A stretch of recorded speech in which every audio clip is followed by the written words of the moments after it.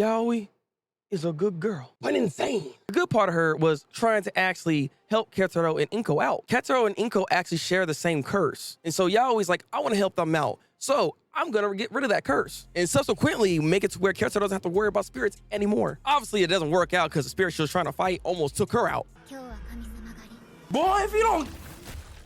And Ketaro, surprisingly enough, actually saved the day. Not without at least getting a piece of that spirit to bring it back to her house. But I do got a question concerning Inko. The fact that Inko and Ketaro share the same curse. How does she manage it exactly? Because as you see for Ketaro, he has to go through this whole process to make sure he's still healthy. You gotta take those veins down, yada, yada, yada, right? From my understanding, it doesn't seem like Inko's really doing anything, which is why I suspect there's more to her to begin with. We do learn the entire premise of what the show's about. Ultimately, what Yaoi's actually trying to do is to gather up a bunch of spirits so she can have an army to fight the spirit that took her mother. And what's so interesting about how she has this whole thing set up, she has it set up in a way where the spirits can't actually attack her or anybody that's under her, which is why Yaoi's been trying to get Ketaro's like fingernails for the longest time, because having that DNA makes it to where the spirits can't attack him anymore. So yeah, she was actually trying to protect him. But again, when she went to that boss mode where she's like, yeah, sucker, yeah, you see that spirit? Yeah, I'm your daddy now. I'm your daddy. It was quite terrifying. I'm not gonna lie, but I love this.